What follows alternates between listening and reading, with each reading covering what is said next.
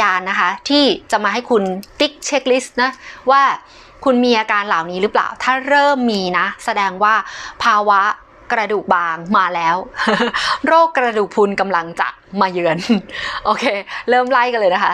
อันดับที่1นะคะเช็คลิสต์ที่1เลยก็คือว่าคุณมีอาการปวดหลังเรื้อรังหรือเปล่าปวดหลังเรื้อรังโอ้ปวดเดี๋ยวเป็นหายปวดอยู่นั่นแหละนะคะเนี่ยคือปวดหลังเรื้อรังไหมนะ2คุณตัวเตี้ยลงหรือเปล่าเตี้ยลงเนี่ยวิศวกรกระดูกพูดในคลิปก่อนหน้านี้เนาะว่าหลายๆคนก็มีความสงสัยว่าเอ๊ะทำไมฉันตัวเตี้ยลงอะไรอย่างเงี้ยนะคะเดี๋ยวคลิปหน้าถัดไปเนี่ยวิศวกรกระดูกจะมาบอกว่าเตี้ยลงเนี่ยเราวัดกันที่กี่เซนนะถึงจะดูว่าวิกฤตแล้วนะเป็นดัชนีชี้วัดที่ชัดเจนแล้วว่าเตี้ยลงขนาดเนี้ยมีความเสี่ยงเป็นโรคกระดูกพรุนนะคะข้อที่3ค่ะคุณหลังค่อมนี่เห็นกันได้เยอะนะลองนั่งสังเกตดูค่ะลองสังเกตนั่งธรรมดาทั่วไปตามสถานที่ต่างๆเราจะเริ่มเห็นคนที่มีเนี่ยตรงบริเวณด้านหลังตรงนี้ค่ะค่อมมากนะคะเวลาเขาเดินเวลาอะไรอย่างเงี้ยก็เห็นได้ชัดนะคะหลังค่อม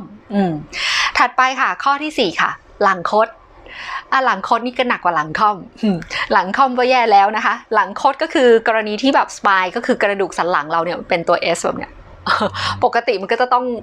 โค้งปกติธรรมดาใช่ไหมคะกระดูกสันหลังแต่ว่าถ้าหลังคดเนี่ยคดก็คือมันก็คดเป็นตัว S แล้วแต่ว่า S ด้านไหนเนาะ S ด้านนี้หรือว่าจะ S อีกด้านหนึ่งประมาณนี้นะคะกระดูกหลังคดก็เรียกได้ว่าไม่ค่อยดีหรอกก็แย่ไปกว่าหลังค่อมอีกนะคะถัดไปค่ะข้อที่5ค่ะคุณมีอาการท้องอืดหรือว่าเบื่ออาหารการท้องอืดหรือว่าเบื่ออาหารเนี่ยหลายคนงงละมันจะเกี่ยวกับกระดูกยังไงอะไม่มันดูไม่น่าจะใช่มันเป็นสภาวะที่แบบเกี่ยวข้องกับกระเพาะอาหารอะไรเงี้ยนะคะอย่างนี้เวลาที่คุณกระดูกพรุนนะคะแล้วมันมีอาการแบบซุดลงมาเนาะมันจะทำให้ช่องท้องอะค่ะมีขนาดลดลงพอช่องท้องของคุณมีขนาดลดลงคุณก็เบื่ออาหารไงไม่ค่อยอยากกินอะไรไงคะลองสังเกตเนาะผู้หลักผู้ใหญ่เป็นกันหลายท่านนะคะเบื่ออาหารก็ไม่เคยทราบเลยว่าตัวเองน่ะกระดูกพรุนและนะกระดูกมันซุดลงมาทำให้ช่องท้องที่จะบรรจุอาหารเนี่ยช่องอาหารเนี่ยก็ลดลงนะคะช่องท้องลดลงเนาะข้อสุดท้ายค่ะข้อที่6นะคะลองเช็คลิสต์ดูว่าคุณมีอาการปวดเอวหรือเปล่าปวดเอวนี่ปวดเอวบริเวณนี้เอวถามว่าทำไม หลายคนก็สงสัยปวดเอวไปเกี่ยวอะไรกันกับกระดูกพรุนปวดเอวเกี่ยวกับกระดูกพรุนก็คือว่าอย่างนี้เลยกระดูกชายโครงนี่นะคะกระดูกชายโครงของเรานะคะมันจะซุดลงมาค่ะกระแทกทับกันกับกระดูกเชิงกรานพอมันทับกับกระดูกเชิงกรานมันก็อยู่บริเวณเนี้ยปวดเอวหลายๆคนก็เลยจะมีอาการปวดเอวนะคะต้องถ้าหากว่าใครก็ตามแต่นะคะที่มีเช็คลิสต์เริ่มดูแล้วโอ้โห6ข้อนี้มีเลยมีมากกว่า4ข้อขึ้นไปนะคะเรียกได้ว่าเริ่มต้องระวังแล้วล่ะเพราะว่าอะไรเพราะว่าการที่กระดูกสันหลังหักอะค่ะมันจะหักตอนแรกนะโดยทั่วไปโดยส่วนใหญ่แล้วกันนะคะจะหักประมาณปล้องเดียวก่อนเนาะแล้วความเป็นไปเนี่ยก็เริ่มจะเจ็บป่วยนู่นนี่นั่นแล้วก็อาจจะหักหลายปล้องเช่นหักแบบ2ปล้องขึ้นไปคราวนี้เริ่มวิกฤตแล้วนะคะถ้าหัก2ปล้องขึ้นไปเนี่ยมันจะเริ่มลงมากระแทกทำให้ตัวกระดูกสะโพกเนี่ยค่ะหักตามไปด้วย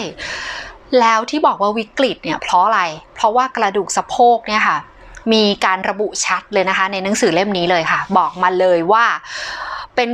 ป็นการที่กระดูกหักจากโรคกระดูกพรุนที่ร้ายแรงที่สุดเหตุผลมีปัญหามากที่สุดเหตุผล1นะคะอัตราการตายสูงมากเนาะเพราะว่าพอเกิดการหักแล้วอาจจะเกิดการติดเชื้อเกิดขึ้นได้นะคะจะหลังการผ่าตัดหรืออะไรก็ว่าไป2นะคะยังคงมีความพิการค่ะหรือว่าการที่ไม่สามารถที่จะช่วยเหลือตัวเองได้นะคะหลายๆคนอาจจะเคยดูคลิปดูอะไรเนาะก็จะเคยเห็นคนที่แบบกระดูกสะโพกหักแล้วก็ต้องนอนอยู่บนเตียงแล้วก็ช่วยเหลือตัวเองไม่ได้อันนี้ละมันค่อนข้างจะแบบซีเรียสต่อคุณภาพชีวิตนะคะข้อที่3ค่ะค่าใช้จ่ายในการดูแลรักษาผู้ที่เป็นโรคกระดูกพรุนบริเวณ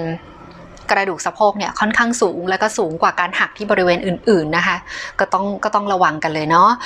ข้อสุดท้ายค่ะก็คือเกิดภาวะแทรกซ้อนอย่างที่บอกเลยค่ะ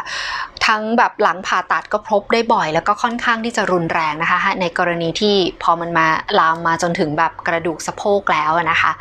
ด้วยความห่วงใยจากวิศวกรกระดูกค่ะ